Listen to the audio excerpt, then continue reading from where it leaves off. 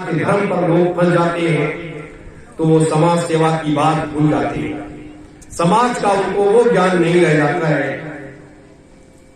1975 में आप लोगों ने देखा कि 23 जनवरी 1975 को प्रमुख स्वामी जी महाराज फूलबाग चले गए नेताजी का जन्मदिन मनाने के लिए। और ये हुआ कि नेताजी का आगमन वहां हो रहा है, इमरजेंसी लगा दी गई, जेलों में डाल दिया गया।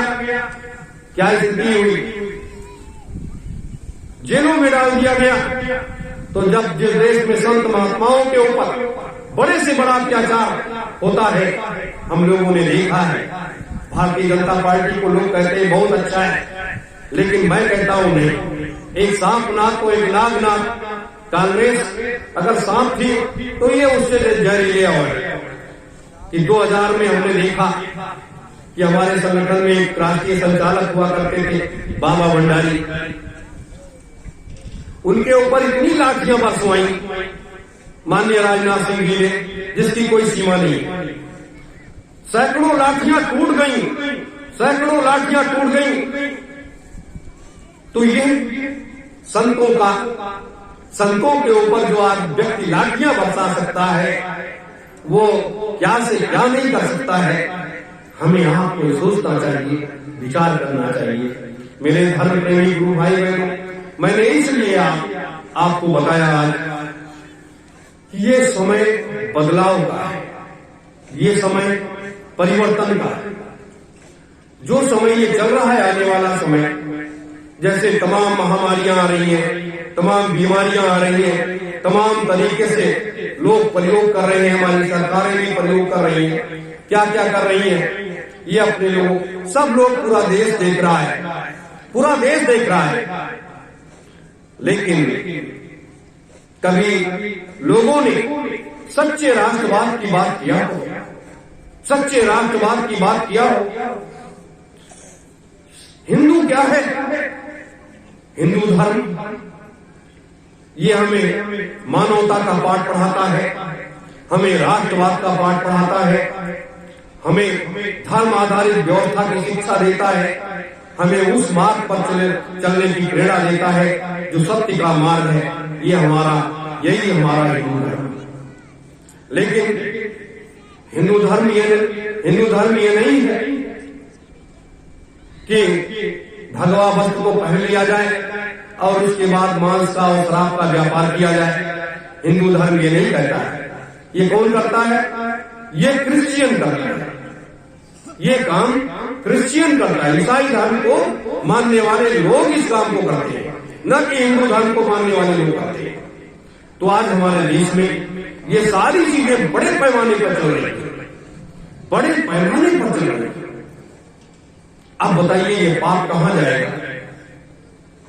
अगर जिस देश में 2 करोड़ जानवर, 2 करोड़ गाय बैल भैंस रोज काट दिए जाते हो, 2 करोड़ की हत्या रोज की जाती हो, आप बताइए उसका क्या होगा? उसका होगा ये आपके अंदर एक आध्यात्मिक चेतना मैं जागृत करना चाहता हूं। आध्यात्मिक चेतना, ये हमें आध्यात्मिक चेतना जागृत का एक रास्ता। समय जैसे जैसे बदलाव की तरफ बढ़ रहा है, लोग उस सत्य के मार्ग की तरफ आगे बढ़ने के लिए तैयार भी हो रहे हैं। जैसे आजादी का आंदोलन था, आपने देखा कि आजादी के आंदोलन में क्या हुआ, कितने लोगों ने कुर्बानियां दे दी, कितने लोगों ने बड़े बड़े संघर्ष किए, त्याग किए, तभी अपने लोगों को आंशिक आजादी मिली, वो भी पूर्ण आजादी न मिली। तो आज ये त्याग और बलिदान का ये देश है, त्यागी और तपस्वियों का ये देश है। और त्यागी और तपस्वियों के बीच से हम आप सब लोग निकल करके आए हैं। और जब उनके बीच से निकल करके आए हैं तो वही खून का संचार अपने लोगों के बीच में। मेरे धर्म प्रेमी गुरु भाई बहन, जीवन का ये सबसे बड़ा सार है। हम आप सुमिरन ध्यान भजन करते हैं, सुबह शाम करते हैं या नहीं करते हैं, ये तो हर व्यक्ति अपने अपने विषय के बारे में जानता होगा, लेकिन एक मार्ग तो है, एक रास्ता तो है। इस रास्ते पर चल करके हम ये कार्य करने के लिए आगे बढ़ेंगे।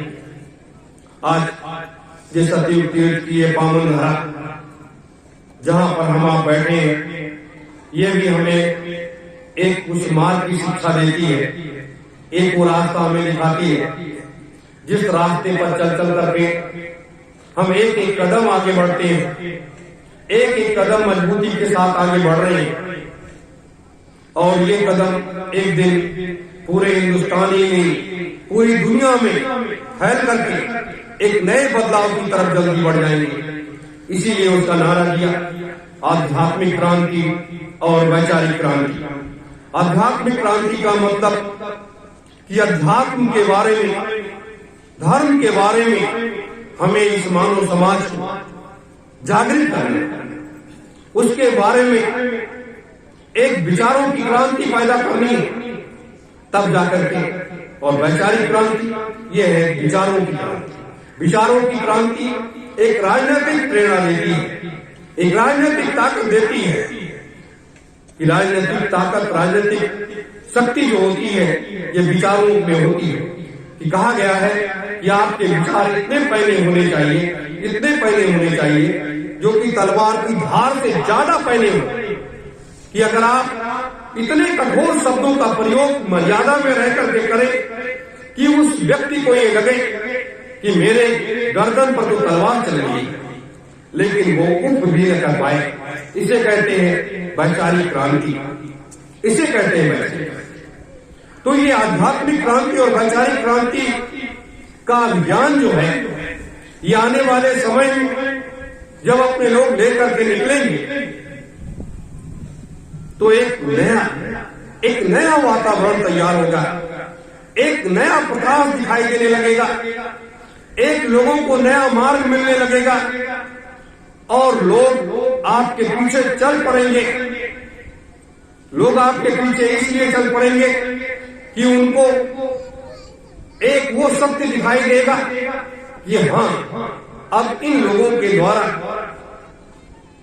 देश में या दुनिया में एक बदलाव आ जाएगा, देश में और दुनिया में एक बदलाव आ जाएगा।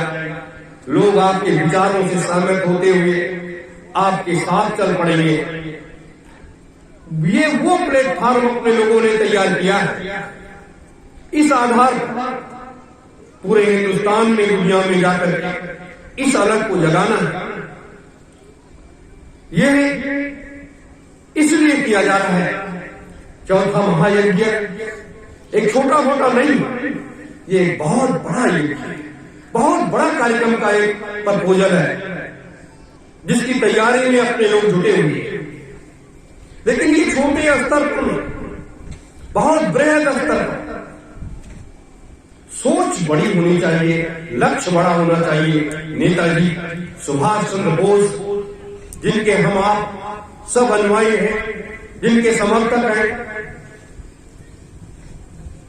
जहां से अकेले गए थे, काबुल होकर के निकले, अकेले गए थे और अकेले जाकर के उन्होंने विदेशों में आजादी फौज को बना डाला, सारी व्यवस्था कर डाली और अंग्रेजों के दांत खट्टे कर दिए। आप बता, तो आज आप इतने लोग हैं, इसकी कोई चिंता नहीं। चलता है वीर अकेला ही मैदान में। तो ये हमें आप अपने उस लक्ष्य पर की तरफ आगे बढ़ना, उस रास्ते की तरफ बढ़ना। थोड़ी चर्चा और करेंगे आपसे राजनीतिक स्तर पर। मेरे धर्म प्रेमी गुरु भाई बहन, भारतीय सुभाष सेना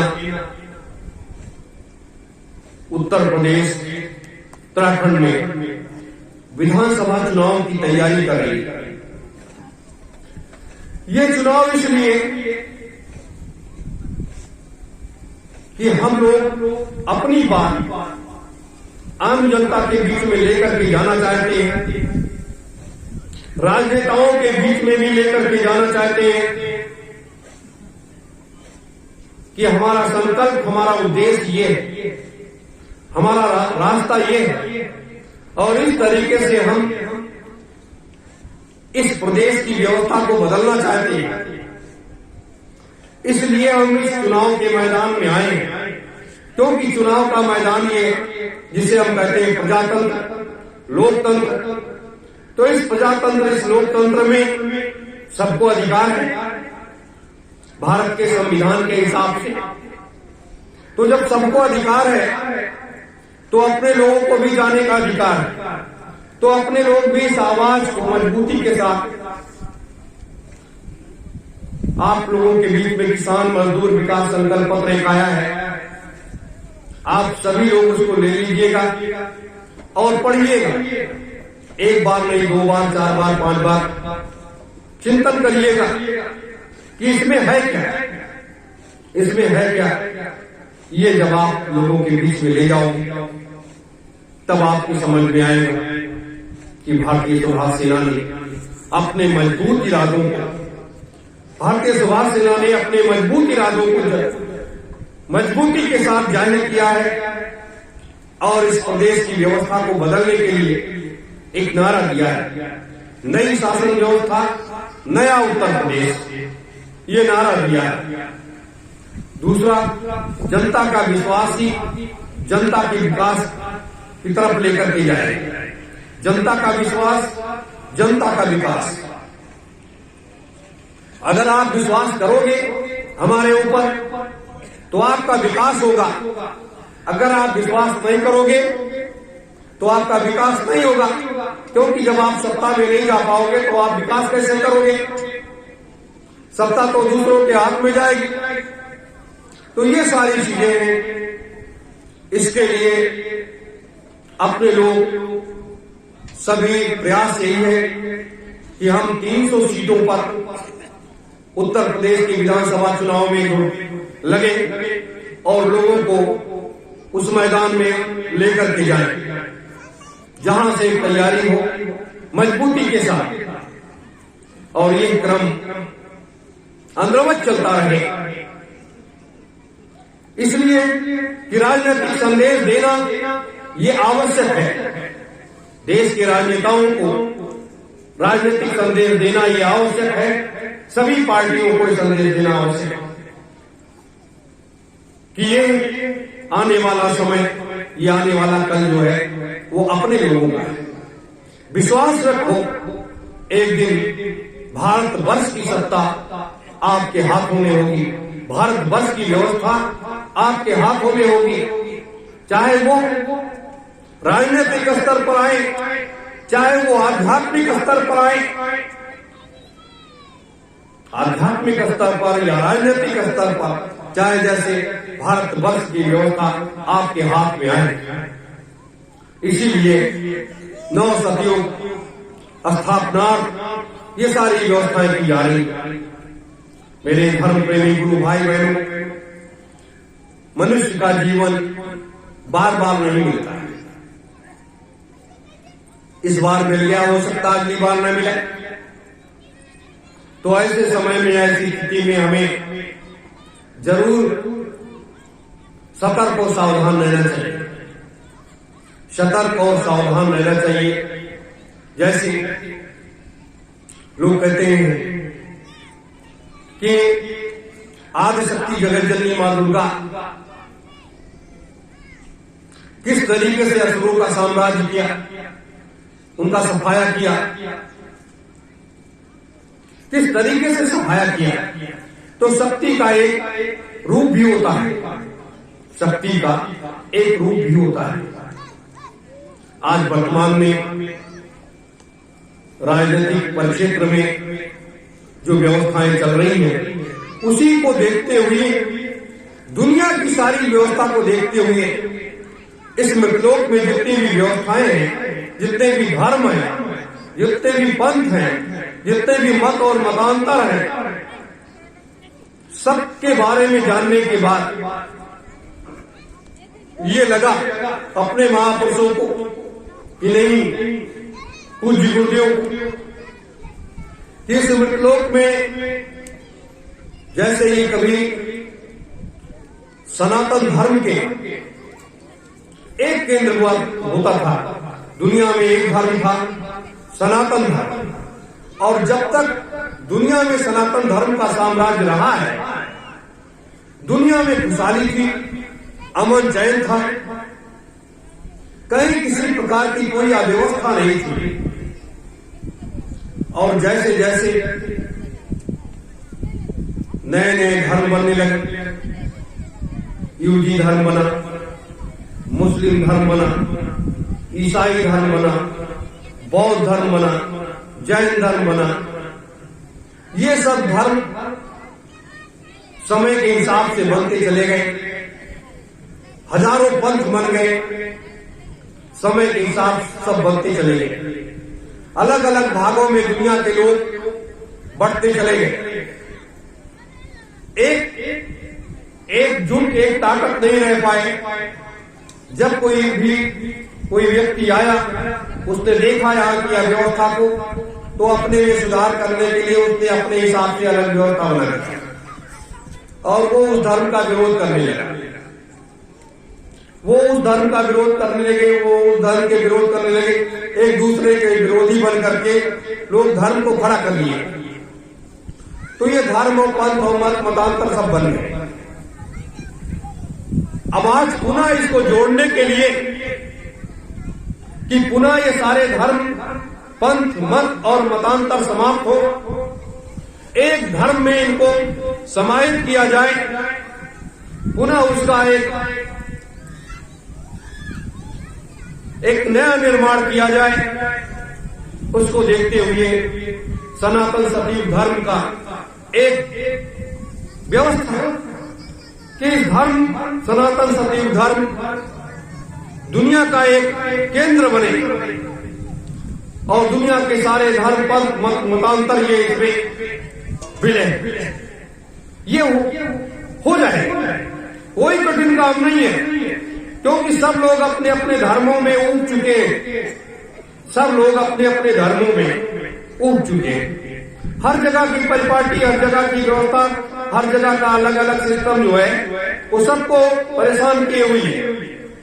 मेरे धर्म प्रेमी गुरु भाई बहनों, तो ये आने वाले कल का विषय है।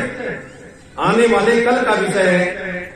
अभी जो चल रहा है उसको हम आप देख रहे हैं, उस रास्ते पर चल रहे हैं। लेकिन जैसे जैसे समय परिवर्तन होगा, जैसे जैसे समय बदलाव होगा, जैसे ये सुबह प्रकाश निकला, अभी 2-3 घंटे के बाद अंधियाला होने लगेगा, फिर चंद्रमा निकल आएगा, फिर कोयले गिरने लगेंगे। उसी तरीके से ये समय का काल चक्र जो है तेजी के साथ घुमा करता है। तो ये धर्म का चक्र भी तेजी के साथ ऐसे ऐसे घूम रहा है। सिर्फ उसको थोड़ा तेज घुमाने की आवश्यकता है और उसको बड़ी आसानी के साथ तेज घुमाया जा सकता है।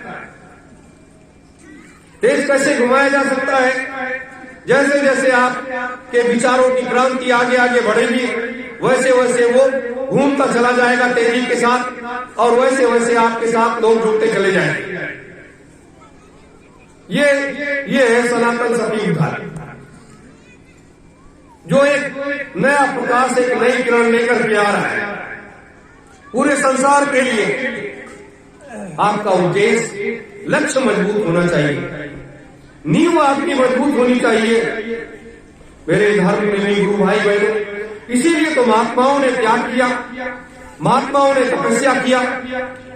आज बताइए कि सिद्धाश्रम में लगभग 3000 महात्मा सतयुग, त्रेता, द्वापर, कलयुग के बैठे हुए हैं। किस उद्देश्य के लिए बैठे हुए हैं? क्यों बैठे हुए हैं? उसका कारण क्या है? नहीं तो वो भी संसार छोड़ करके चले जाते, क्या लेना देना था दुनिया से। लेकिन नहीं, इस मृतलोक में आने के बाद मृतलोक का प्राणी, इस पृथ्वी माता का, इस भारत वर्ष का, इस भारत माता का व्यक्ति ऋणी हो जाता है। और जब वो ऋणी हो जाता है तो उसके लिए वो काम करता है, चाहे उसको जितना साधन भजन करना पड़े, चाहे जितनी शक्तियां अर्जित करनी पड़े, चाहे जितना बड़ा त्याग करना पड़े, चाहे जिस भी मार्ग पर चल पड़ना पड़े, लोग उस काम में लग जाते हैं। तो आज हमें आपको भी सब लगने की जरूरत है, और जब आप लग जाओगे तो हर कार्य आसान हो जाएगा। मेरे धर्म प्रेमी गुरु भाई बहनों, ये तो रही कुछ बातें ऐसी जो हमने आपके बीच में रखी है। आगे का जो रास्ता है, जो मंजिल है, वो एक दूसरा रास्ता है, एक दूसरी मंजिल। ये आप देख रहे हैं, जैसे जैसे ये धर्म ध्वजा चारों तरफ ये झंडा घूम करके फैलता है, चारों तरफ ये घूम करके फैलता है, और जैसे जैसे ये चारों तरफ घूमता है, वैसे वैसे सूर्य की लालिमा से लेकर के और सूर्यास्त तक वो चारों दिशाओं को कवर करता है। इसके पीछे एक आध्यात्मिक बहुत बड़ा रीजन है, बहुत बड़ी चीज है। लेकिन ये सारी व्यवस्थाएं एक बदलाव से जुड़ी हुई है, एक आध्यात्मिक रास्ते से जुड़ी हुई है।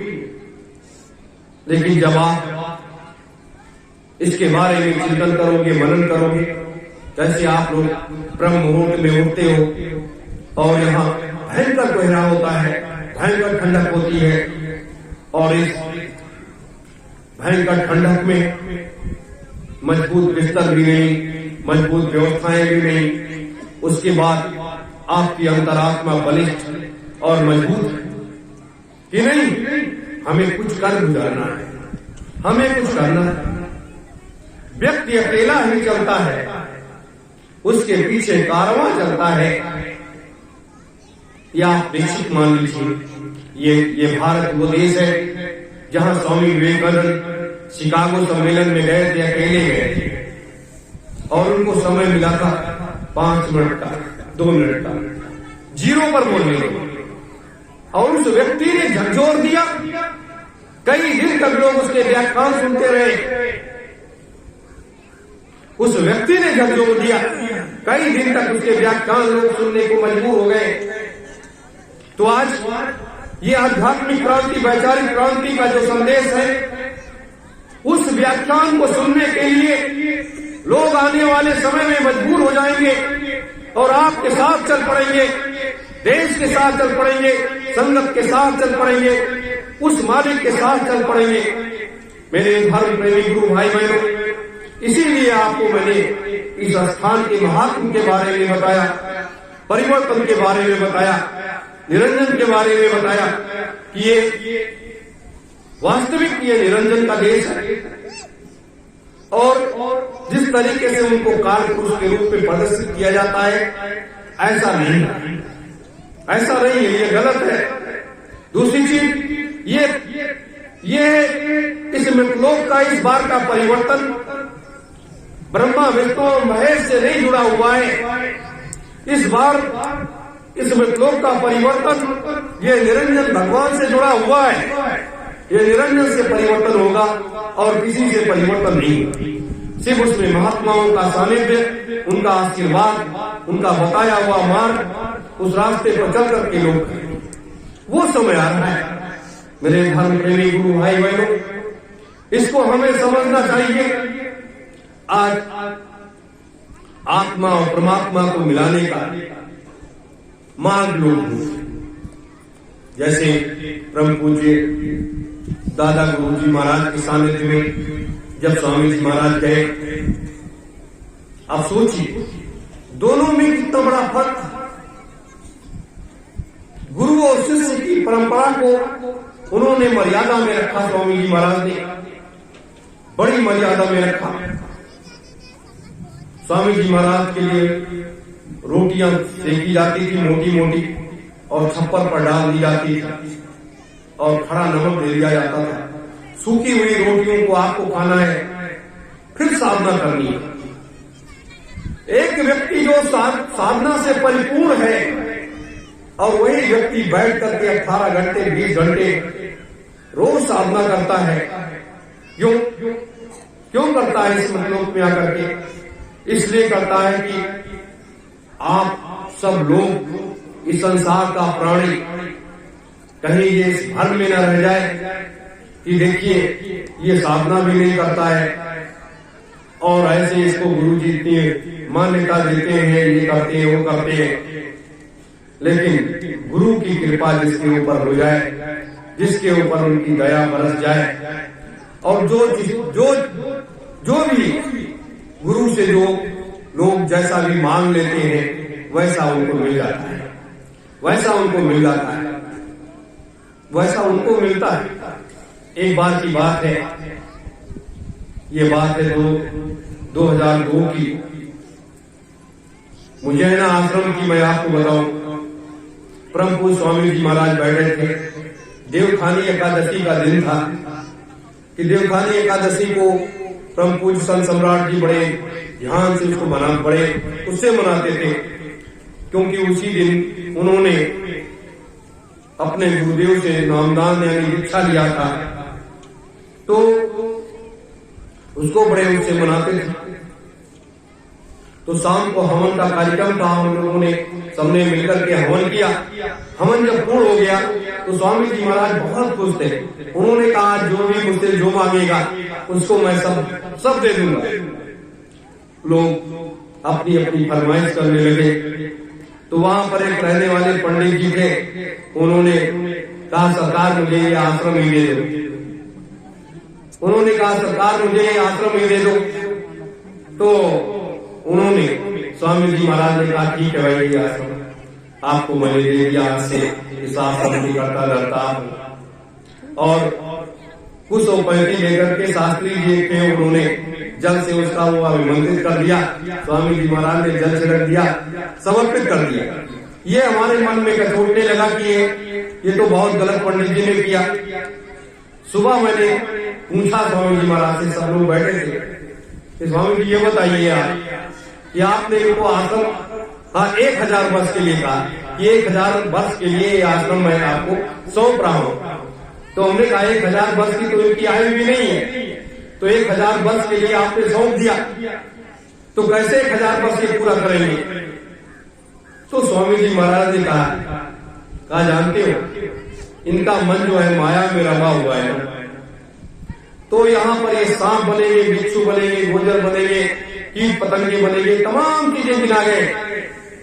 कहा 1000 वर्ष तक इनको मनुष्य की योनि नहीं मिलेगी। पंडित जी भी खड़े थे।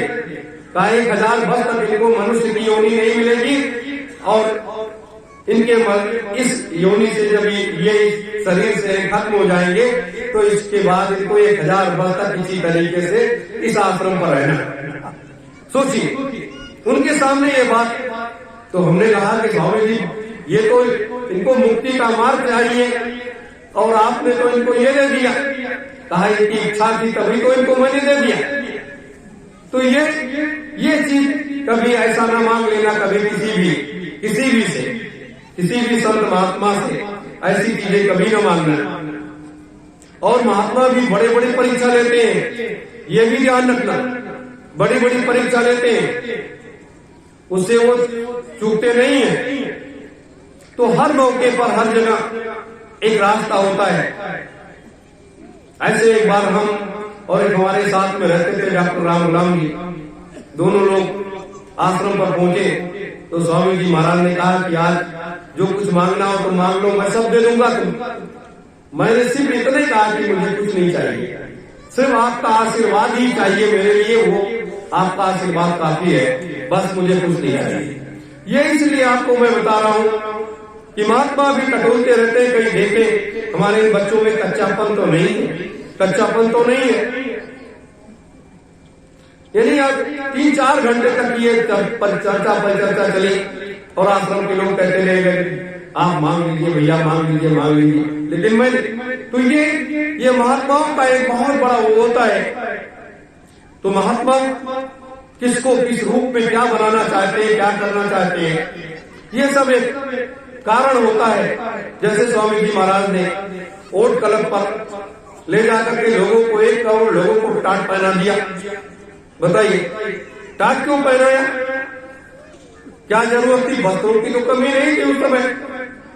1 करोड़ लोगों ने सच्चे मन से गुरु के पास समर्पित होकर के टाट पहन लिया और कहा जब तक परिवर्तन नहीं हो जाएगा, जब तक ये टाट उतारा नहीं जाएगा। तो ये तो बलकल वस्त्र है, ये तो सबने धारण, राम ने भी धारण किया। तो ये वक्त की उस समय पुकार थी, उन्होंने लोगों ने ऐसा किया। लेकिन इस बलकल वस्त्र की मर्यादा अभी आगे चल करके उस दिनों में ये बलकल वस्त्र की मर्यादा ही अपने लोगों के काम आएगी। बलकल वस्त्र की मर्यादा क्या काम आएगी? जिस तरीके से तेजी के साथ लोगों ने इस बलकल वस्त्र को उतार करके रख दिया, उसकी कीमत, उसकी क्षमता को नहीं समझा, तो ये आने वाला जो समय है, ये 2 साल का जो समय है, 22 और 23 का जो समय आ रहा है, 22 और 23 का समय इतना भयानक आ रहा है, इतना भयानक आ रहा है, और इतने बड़े बड़े बदलाव होंगे, बड़े बड़े प्रयोग होंगे, और नए नए मार्ग दिखाई देने लगेंगे। लोगों को जान बचाना कठिन हो जाएगा। इस तरीके से समय आ रहा है। लेकिन बलकल वस्त्र, ये टाट का वस्त्र जो है, ये त्यागी और तपस्वियों का ये वस्त्र है। त्यागी और तपस्वियों का ये वस्त्र है। ये धारण करने के बाद व्यक्ति जो एक मान, सम्मान, अपमान की एक वो होता है, वो सारी चीजों से परे हो जाता है। उसके अंदर किसी प्रकार का कोई राग द्वेष नहीं रह जाता, किसी तरीके से किसी प्रकार का कोई वैसा विचार नहीं रह जाता। इसलिए उसको धारण कराया था कि ये